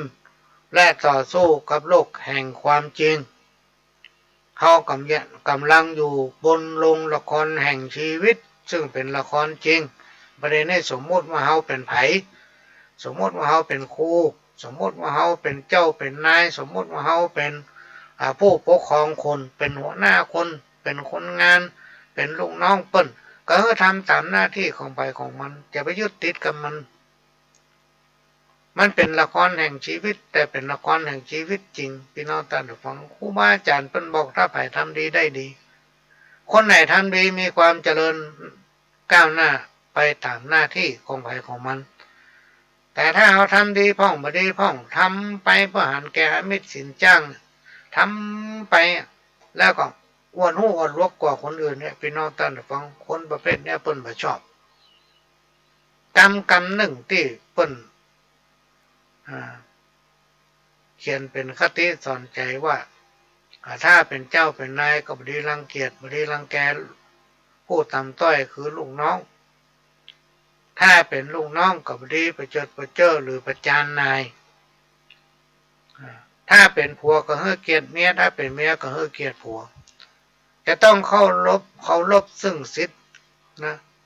สิทธิของมนุษย์ที่เป็นมีกฎหมายไว้ทั้งโลกภายนอกเพิ่นจะมีสิทธิมนุษยชนเนาะเพิ่นมีกฎหมายควบคุมทางด้านศีลธรรมเหมือนกันเพิ่นสอนให้ฮู้จักให้เกียรติกันผัวฮู้เกียรติเมียก็ให้เกียรติผัวเพิ่นเคารพนับถือกันครอบครัวใดพี่น้องท่านผู้ฟังถ้าเคารพนับถือกันซื่อสัตย์ต่อกันซื่อใส่ต่อกันนะบ่ว่าผัวบ่ว่าเมียถ้าเคารพนับถือกันนะมีความซื่อสัตย์ต่อกันมีแก้วแหวนเงินคำของเต้าลำเฮือก็กินบะเสี่ยงเนี่ยมันจะมีพอกพูนขึ้นเรื่อยๆนะนักกว่านั้น ไหลมาติ๊กๆกินถึงบ่เสี่ยงแต่ถ้าบ่ซื้อใส่กันนะหมดเรื่องอ่ะ บ่เหลือสักอย่างเพราะฉะนั้นเมื่อรู้ในหลักความจริงแล้วว่าคนเฮานั้นนี้ถึงมาพ้นได้จังทุกขังอนัตตาในที่สุดเฮาจะอยู่ในฐานะใดก็แล้วแต่ในที่สุดเฮาก็ถึงหนีมาพ้นเกิดแก่เจ็บตายเนี่ยอันนี้เป็นของแต่ละเพราะฉะนั้นเฮาจะต้องใจชีวิตของตนเองแบบสงบเสงี่ยมเรียบง่ายมีการอ่อนน้อมทำตนบ่เย่อหยิ่งบ่จองหองบ่ดูหมิ่นดูถูกคนนั้นคนนี้ทำไปตามหน้าที่ของทุกคนนะเพราะว่าทุกคนมีอายุบ่ถึงร้อยอันนี้พี่น้องท่านผู้ฟังเอามาฝากก็ได้น้อมนำเอาคำสอนของครูบาอาจารย์เพิ่นที่เราเคยได้ยินได้ฟังเอามาอู้ฟังเด้อพี่น้องท่านผู้ฟังแจ้มาสอนนะ ในว่ามันเป็นบ้าอันอย่างมาสอนอย่างทุกเจ้าเนาะได้จะโดนละเมิดลิขสิทธิ์ทุกเจ้าเนี่ยยุ่งกับเนี่ยมาอู้ฟังมาได้ไปแจ้มาสอนแล้วท่านจะเก็บไปคิดจะฟังบ่ฟังอยู่เรื่องนึงก็จะมาอู้ถึงธรรมะขั้นพื้นฐานก็คือศีล5 ข้อเนี่ยที่คนเราตั้งหลายควรต้องนำปฏิบัติคู่กับชีวิตประจำวันถ้าไผ่ปฏิบัติได้ครูบาอาจารย์เปิ้นกล่าวไว้ว่าจะพบแต่ความสุขมีความเจริญก้าวหน้ายิ่งขึ้นซึ่งทางคณะผู้บริหารบ้านเมืองบอกว่าจะเป็นไปนอกไปในซึ่งมีแนวนโยบายเนี่ยพี่น้องท่านฟังร่วมกันนำเอาคุณธรรมจริยธรรมหรืออู้ง่ายร่วมกันนำเอาศีลธรรมเข้าสู่สังคมหมู่บ้านชุมชนเพื่อถึงในจิตในใจของพ่อแม่ศรัทธาตายกตายิกานะนอกจากว่าฟังหูซ้ายออกหูขวาแล้วสิ่งใดสิ่งหนึ่งมันหล่นลงไปในใจพุ่น เพื่อจะเอาเป็นแบบให้กับละอ่อนเยาวชนเป็นแบบให้กับลูกกับหลานเพราะว่าเฮาจะมีก็ตัวเฮาลูกพี่น้องท่านทุกคนเฮามีลูกมีหลานมีพี่มีน้องมีไผ่พ่องที่ต้องการให้ลูกหลานตัวเก่าอยู่ในสังคมที่ย่ำแย่อยู่ในสังคมที่บดีไผ่พ่องต้องการให้ลูกหลานตัวเก่าเป็นคนที่ต่ำต้อยไร้การศึกษานิสัยบดีอันตรพานไปที่ไหนป้นจังเนี่ยพี่น้องท่านฟังมีไผ่พ่องต้องการอย่างนั้นทุกคนต้องการให้ลูกเต้าหลานตัวเองเป็นคนดีหมดเพราะฉะนั้นก็ธรรมะขั้นพื้นฐานคือศีล5 ข้อเนี่ยถ้าไผ่ปฏิบัติได้พี่น้องท่านทุกฟังนำปฏิบัติได้สักถ้า10%เอาสัก5พอถ้ามันยังกำผิดพี่น้องท่านทุกฟังมันมี5 ข้อนั้นนะถ้าเอาบัตรละเมิดมันนะพี่น้องท่านทุกฟังเนี่ยยังกำผิดกฎหมายสักข้อปานาเปิ้นบอกว่าเว้นจากการฆ่าสัตว์ตัดชีวิต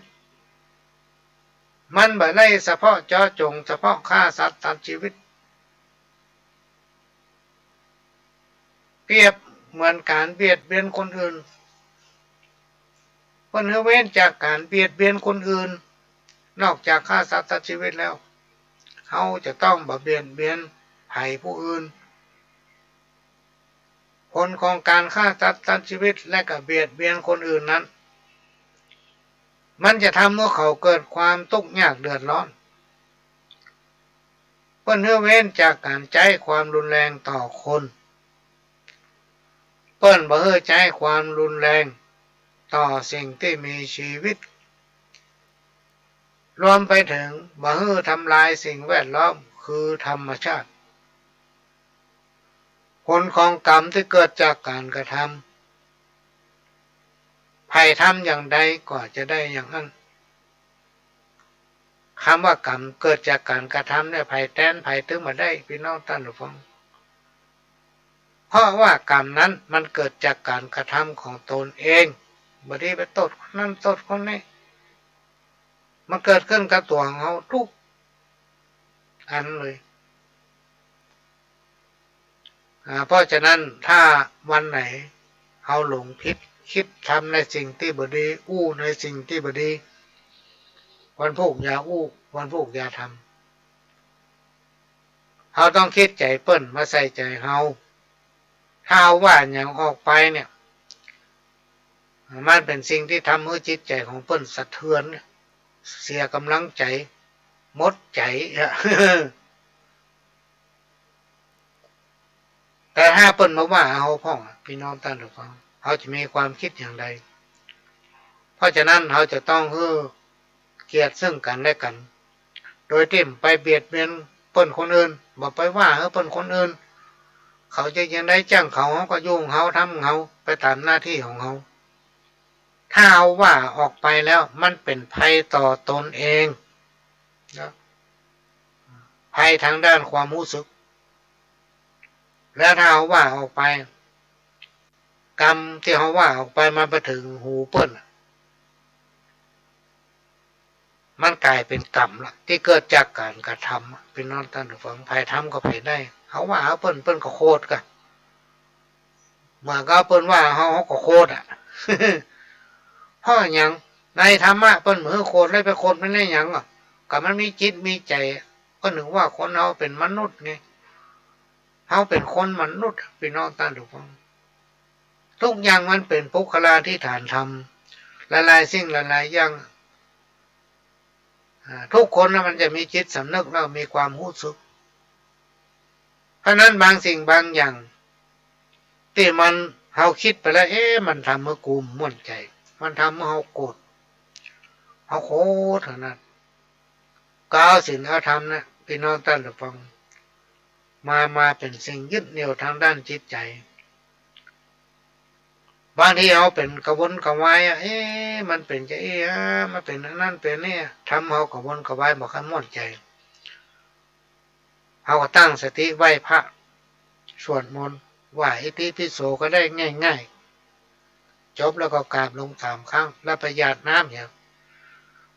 อุทิศเพื่อเจ้ากรรมนายเวรถึงสรรพสิ่งสัมภเวสีทั้งหลาย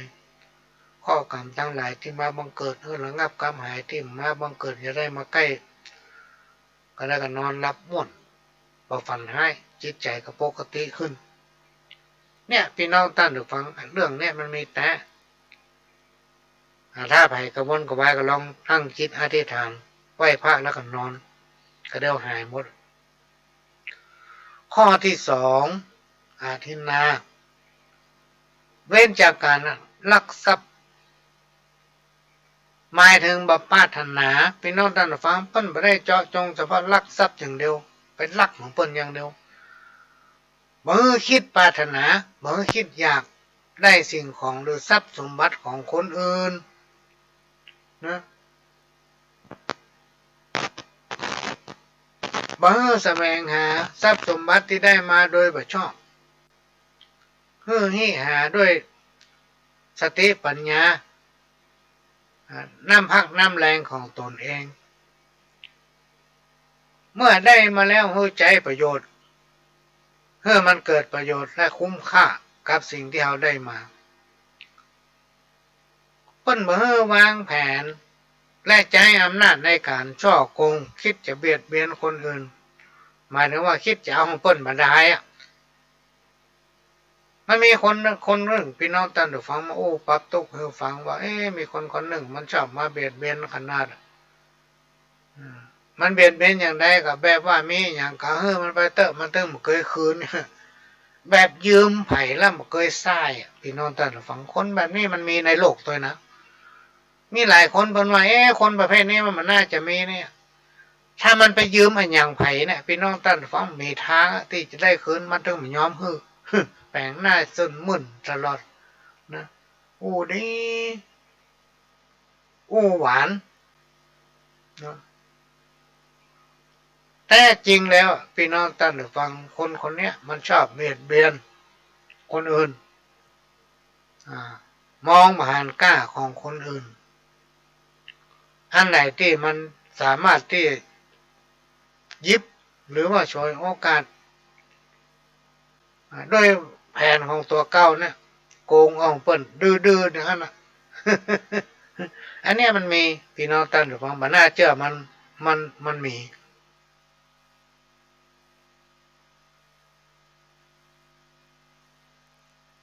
อันนี้ก็มาเล่าให้ฟังเนอะ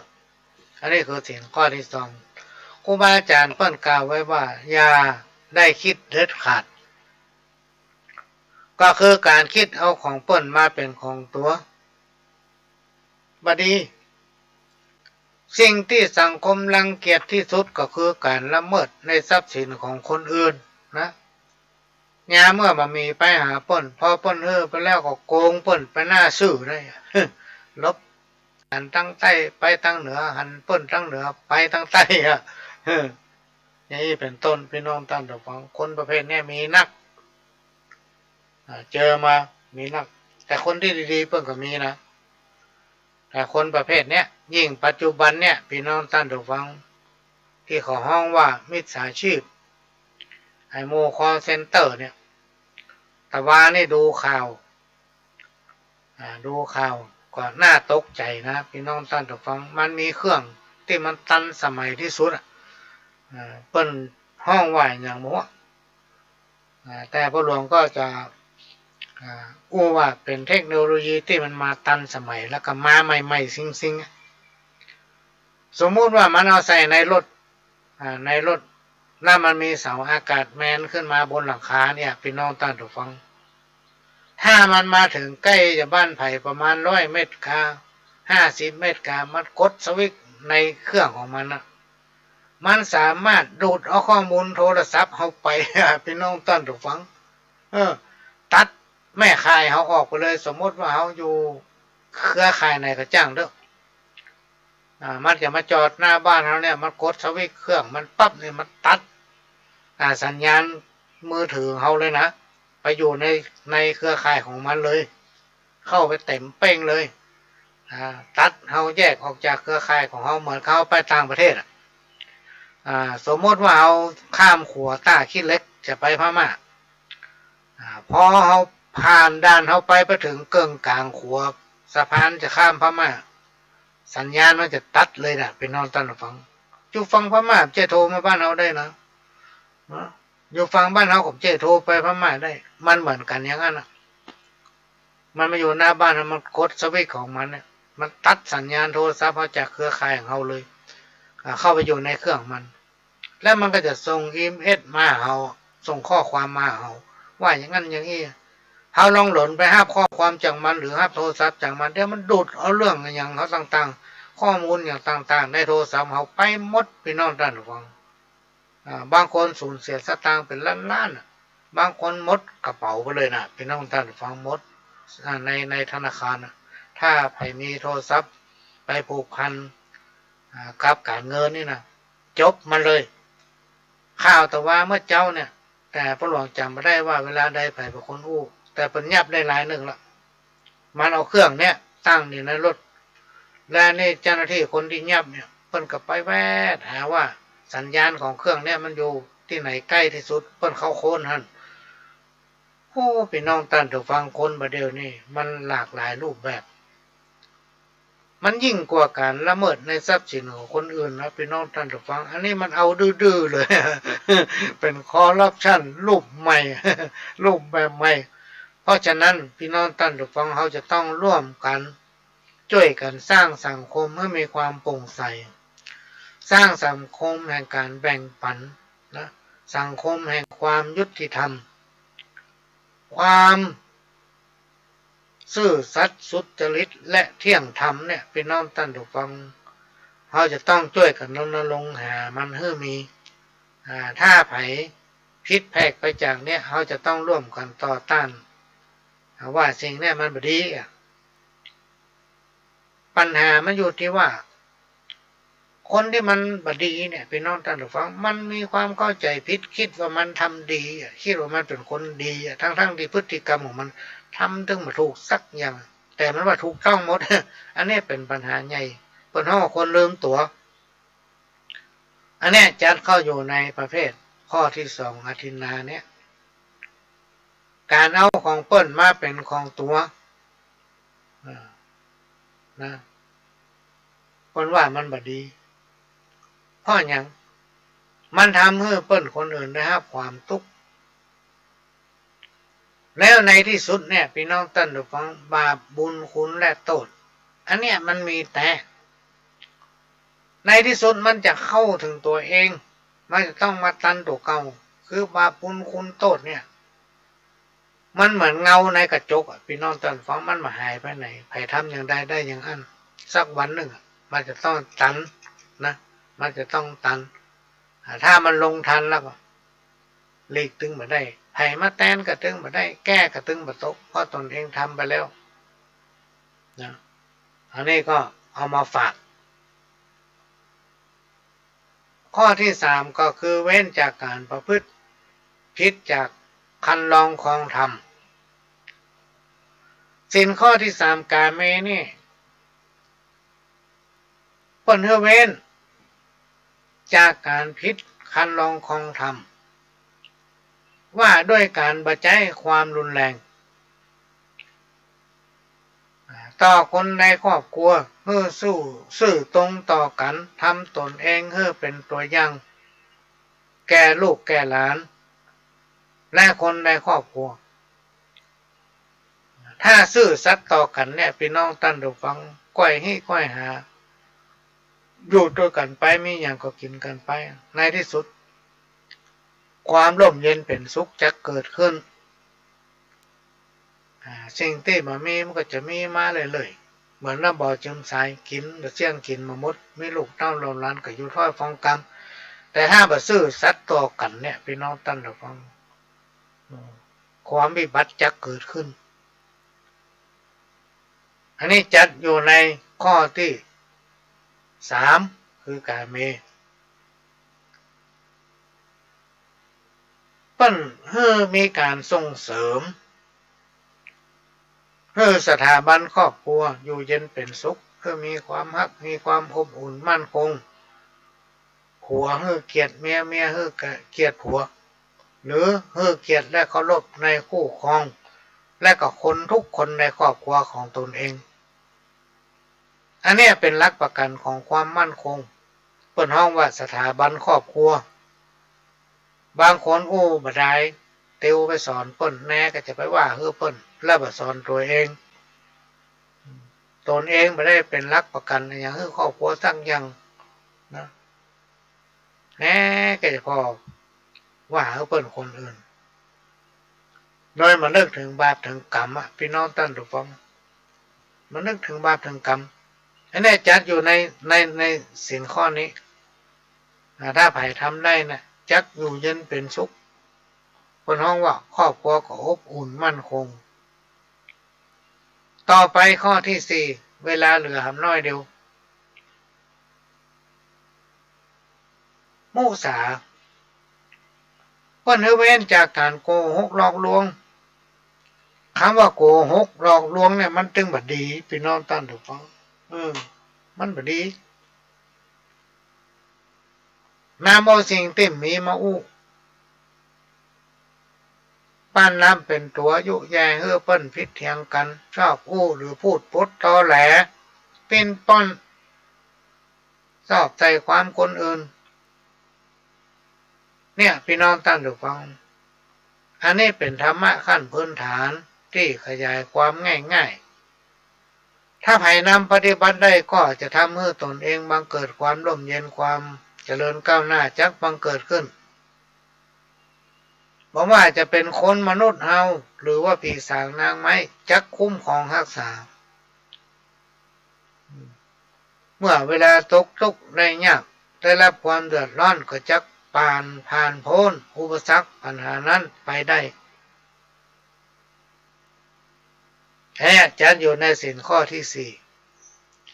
นะพระคุ้มครองรักษาทุกอย่างพี่น้องท่านผู้ฟังมันจะมีเหตุและผลทำไปเถอะเดี๋ยวมันจะมีผลไปหน้าเหมือนน้ำบ่อจุ่มทรายกินจะให้ตึงมาหมดข้อที่ห้าเว้นจากการดื่มน้ำเมา และสิ่งเสพติดหือต้นสิ่งข้อนี้มันทำเมื่อคนเราขาดสติพี่น้องตั้นทุกฟังขาดสติและก็ลืมตัวและยังเป็นสาเหตุทำให้เกิดการกระทำความผิดการดื่มน้ำเมารวมไปถึงสิ่งเสพติดทั้งหลายเนี่ยสิ่งที่กล่าวมาเนี่ยนอกจากจะมีผลโดยตรงต่อสมองและสติปัญญายังมีผลต่อร่างกายเป็นที่มาของโรคร้ายต่างๆและก็สังคมรังเกียจธรรมะขั้นพื้นฐานหรือศีลทั้ง5ข้อเนี่ยพี่น้องท่านผู้ฟังสอนให้คนเฮาบริโภคปฏิบัติตัวอย่างมีสตินะอย่างมีสติเป็นต้นว่าทำหน้าที่ของตนเองพี่น้องท่านผู้ฟังคือยึดมั่นอยู่ในศีลทั้ง5ข้อเนี่ยท่านจะเป็นที่ฮักแก่คนมนุษย์และสรรพสิ่งทั้งหลายไปที่ไหนทางใดก็จะเป็นที่เคารพสักการะบูชาแก่คนและเทวดาทั้งหลายอยู่ที่ไหนเพิ่นก็ฮักเพิ่นก็ชอบมีไผจังนะว่ามีไผจังเพราะเราอยู่ในกรอบของ5ข้อที่กล่าวมาแล้วแต่ถ้าเอาเมาก็ไปสอนเปิ้นว่าเฮ้อเปิ้นอันนั้นพี่น้องตั้งหรือฟังไปที่ไหนไผไปชอบคณะที่เฮาไปสอนเปิ้นคณะที่เฮาไปว่าเฮ้อเปิ้นเฮาพอตัวเองแล้วหรือยังเขาลืมตัวก็ธรรมะขั้นพื้นฐานเนี้ยเป็นเครื่องเตือนสติเพื่อคนเอาทุกคนอยู่กันยังมีสติและกระทำตามหน้าที่ของภัยของมันประพฤติปฏิบัติตนให้ถูกต้องหากภัยผู้ใดทำได้จะทำให้วิบากกรรมต่างๆลดน้อยและก็หายไปจากพบแต่ความสุขความเจริญทั้งโลกนี้และโลกหน้าอันนี้เป็นสิ่งที่อยากให้พี่น้องท่านผู้ฟังผู้ที่มีโอกาสสอนคนผู้ที่มีโอกาสอู้ในคนหลาย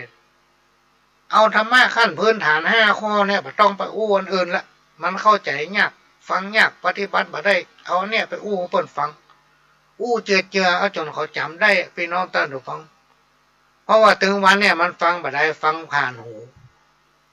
หลายอย่างที่เฮาบ่สามารถจะดึงโน้มจิตใจเมื่อคนเข้ามานั่งฟังธรรมวัดได้หรอกทุกสถานที่ที่มีพิธีกรรมตามพุทธศาสนาเพื่ออธิบายโดยเหมือนกับพอลองไปฟังเทศที่ใดที่หนึ่งได้มีเกจิอาจารย์รูปหนึ่งท่านเก่งขนาดคณะที่ฮือศีลนะพี่น้องท่านผู้ฟังพอบูชาอาราธนาศีลเสร็จพระเพิ่นก็อธิบายเลยบัดนี้ท่านทั้งหลายจะได้รับศีลถึง5ข้อเนอะ